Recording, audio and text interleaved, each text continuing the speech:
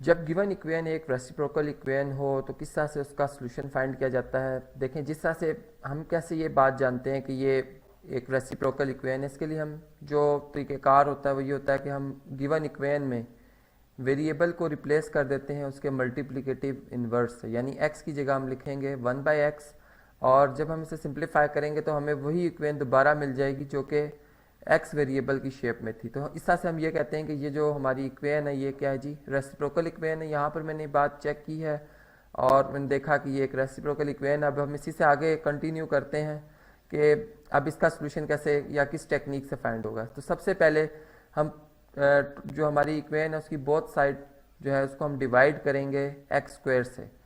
और यहाँ पे एक्स स्क्वायर से क्यों डिवाइड किया जा रहा है इसका रीज़न भी मैं आपको बताऊंगा जी। देखें, जब हम डिवाइड करेंगे एक्स स्क्वायर से तो फर्स्ट टर्म भी एक्स स्क्वायर से डिवाइड होगी, इसी तरीके से हर टर्म जो है वो एक्स स्क्वायर से डिवाइड हो जाएगी। तो यहाँ पर -6x² ओवर एक्स स्क्वायर आ जाएगा, फिर हमारे पास x/x² आ जाएगा, और यहाँ पर 2/x² आ जाएगा, और यहाँ पर 0 डिवाइडेड बाय x² जो है वो 0 के इक्वल होता है।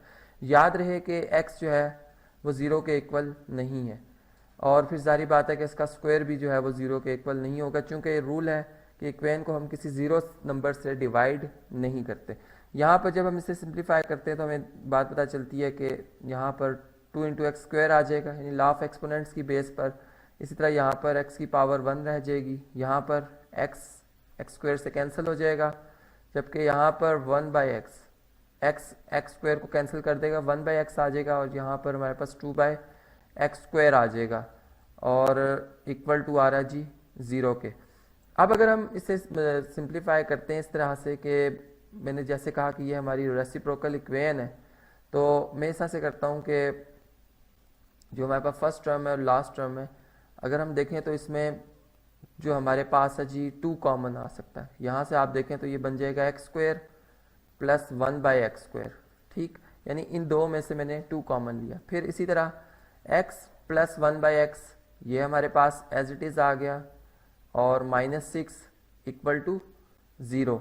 अब ये जो इक्वेशन है, अब इससे चले मैं नाम दे देता हूँ जी 1 का। इससे पहले मैंने स्टार इक्वेशन कही थी जो गिवन थी, यहाँ पर हम सब्सटीट्यूट करेंगे जी x + 1/x को किसी और वेरिएबल से, चले y से रिप्रेजेंट कर लेते हैं। तो फिर हमारे पास जो इसका स्क्वायर है, यानी x + 1/x का होल स्क्वायर जो है ये इक्वल टू आ जाएगा किसके जी, y² के। और अगर हम इसे मज़ीद सिंप्लीफाई करते हैं तो ये बात हमें सब मालूम होती है जी, x² + 1/x² और +2 × x × 1/x, चूँकि इन्वर्सिस हैं 2 आ जाएगा, इक्वल टू y² के। और यहाँ से जी जो हमारे पास y² है इसकी भी वैल्यू लिख लेते हैं जी। हमारे पास y² जो है ये इक्वल टू आ जाएगा किसके जी, सॉरी y² -2, ये 2 हम शिफ्ट कर देंगे तो ये -2 हो जाएगा जी, यहाँ पर राइट साइड पे शिफ्ट कर देंगे तो यहाँ पर आ जाएगा जी x² + 1/x²। तो इस तरह से हमने जो है x + 1/x की वैल्यू जो कि y है, और x² + 1/x² की वैल्यू जो कि y² -2 लिख ली। अब हम इसे इक्वेशन नंबर 1 में दर्ज करेंगे जी। इक्वेशन नंबर 1 में हम इसे दर्ज करते हैं, देखते हैं जी इक्वेशन नंबर 1 जो है हमारे पास इसकी क्या शेप बनती है। तो हम इस तरह से कहेंगे जी इक्वेशन 1 बिकम्स 2 × x² + 1/x² की जगह हम लिखेंगे जी y² -2 प्लस यहाँ पे आ जाएगा y और -6 = 0। अब ये हमारे पास एक क्वाड्रेटिक इक्वेशन बन चुकी है, यानी ऐसी पॉलिनोमियल इक्वेशन जिसकी डिग्री 2 हो। अब इसको हम सिंप्लीफाई ऐसा से करेंगे कि पहले इसको स्टैंडर्ड फॉर्म में लाएंगे, यानी 2y² -4 बन जाएगा प्लस y -6 = 0। अब वो टर्म्स जो कि लाइक हैं वो आपस में ऐड या सब्ट्रैक्ट हो जाएंगी, तो हमारे पास -4 -6 ऐड होकर -10 बन जाएगा इक्वल टू 0। अब यहाँ पर हम मिड टर्म ब्रेक का जो फार्मूला होता है, जो टेक्निक होती है वो हम यूज़ करेंगे जिस तरह से कि अगर मैं यहाँ पर यूँ लिखूँ कि -4y + 5y, तो ये हम इनको आज सम देखते हैं, y बन जाता है पॉजिटिव y, जबकि इनका प्रोडक्ट जो -20y² बनता है, जो कि एक्सट्रीम्स का भी यही प्रोडक्ट बन रहा है। तो यहाँ पर फर्स्ट 2 टर्म में से अगर हम 2y कॉमन ले लेते हैं तो यहाँ पे y -2 बच जाएगा, जबकि लास्ट 2 टर्म में से अगर हम 5 कॉमन लेते हैं तो यहाँ भी y -2 आ जाता है। और इसी तरह से अब हम अगर y -2 कॉमन ले लें तो हमारे पास जी फर्स्ट टर्म में यहाँ पर 2y मल्टीपल के तौर पर और सेकंड टर्म में 5 मल्टीपल के तौर पर रह जाएगा।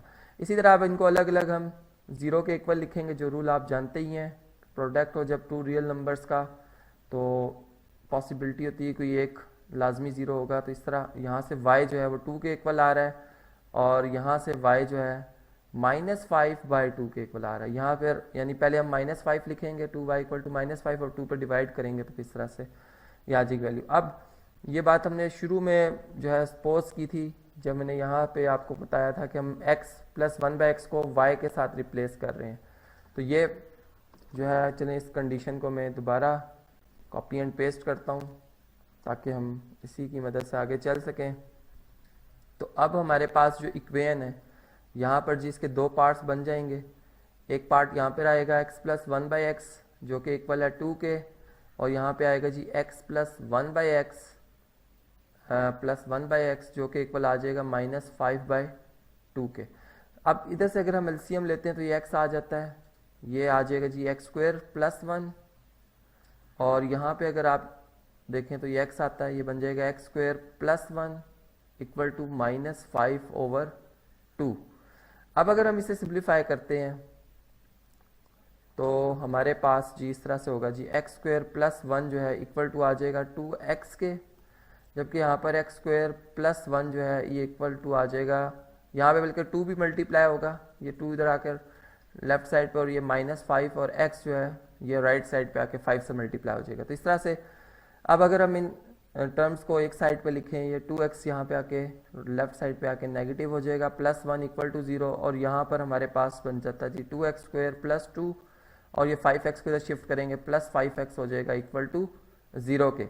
अच्छा चलिए जी, अब ये फार्मूला अगर आप देखें तो ये लिखा हुआ जी a² + b² - 2ab, यानी ये है x - 1 के होल स्क्वायर का formula, a - b whole square का फार्मूला। अब यहाँ पे अगर हम स्क्वायर रूट लें बोथ साइड पे तो x - 1 इक्वल टू 0 आ जाएगा और x की वैल्यू यहाँ पर आ जाएगी 1, इस तरह से।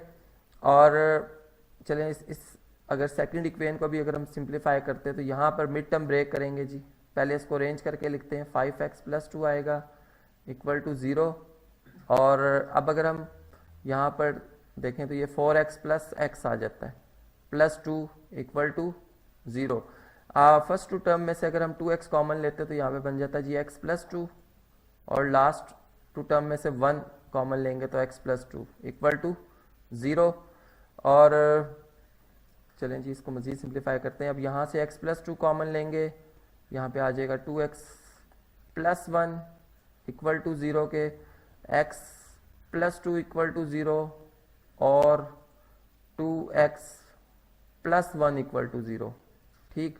और यहाँ से x की वैल्यू आ जाएगी -2, चलें जी ये इसको सर्कल कर देते हैं, और इसी तरह यहाँ पर x की वैल्यू आ जाएगी -1/2।